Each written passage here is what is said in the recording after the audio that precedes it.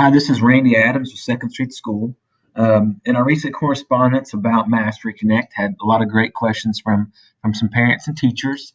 So I wanted to elaborate on one thing, a question that came up about Mastery Connect is, will our grades also be entered into Infinite Campus? And the answer to that is, we really are seeing that Mastery Connect gives us a lot better tools to communicate with students and pinpoint exactly where their strengths and weaknesses are. I.e., on this page here, this is a fake student. This is actually my wife's name, but it shows each standard. The grayed out ones are ones that have not been assessed at all. In Florida Core, you're going to have some that aren't assessed because they were dealt with earlier in the year. But it shows on this standard that she's at mastery. On this standard, she needs remediation. You can pop that down and see some work she needs to do.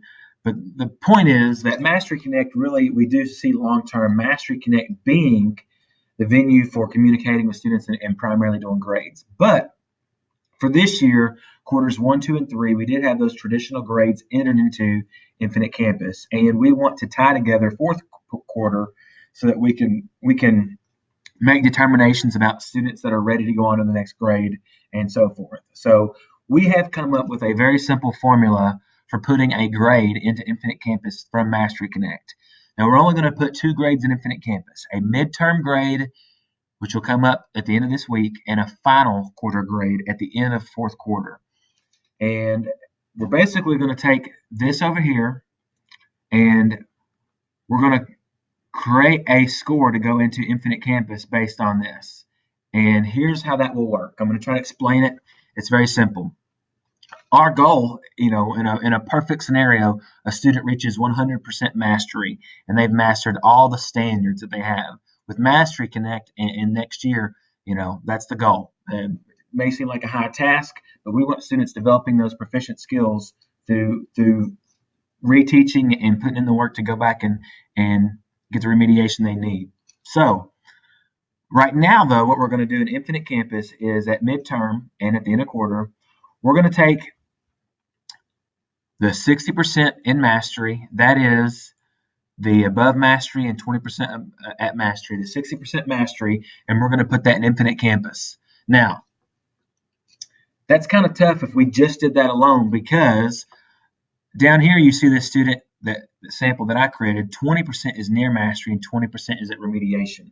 That remediation means that they're really low. They were very far from the mark on hitting mastery. But we kind of want to meet in the middle and give students some credit for near mastery. We want to give them partial credit for that because that shows they're right on the line, and that might help some students, give them the push over. So we're actually going to take the percentage in mastery, and we're going to take half of their percentage in near mastery and put that together to be their total score that will go on Infinite Campus.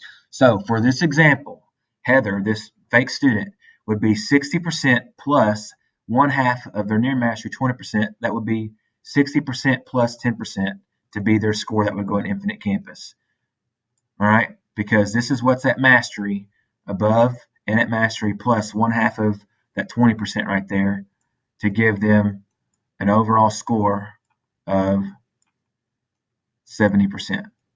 So if you look at your child's grade report that was emailed to you from a teacher, or you look in there and you see that circle, you can computate at any time what would be going into Infinite Campus. Now, right now, we're just doing this for fourth quarter this school year. It may change for next year, but right now that's what we're leaning towards doing, and where we're gonna do that to be able to have something in fourth quarter that we can compare with quarters 1, 2, and 3, because we do have we want to uphold our policies on students progressing to the next grade and making sure that students are getting the material.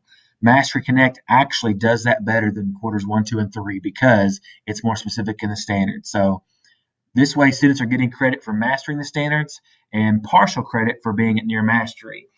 So students really need to be looking at that. Our teachers are looking at that as well, and the goal is that we're providing the support to get students there. The great news is, after our standardized testing, that last 2 weeks of school, those are 2 weeks where students can really dig in and try to make some strides here on those near mastery standards and get those up, and the remediation standards, and improve those. We've got Study Island Another tool that we've given students and teachers where they can go in online in math, science, social studies, and language arts and do some work online to reach mastery as well. And teachers have been working with students on that. So that's how you get a score for Infinite Campus. And we'll try that out fourth quarter. And next year, our site-based policy, our site-based decision-making council, and our school instructional team will be deciding how we move forward for the next school year. Thank you.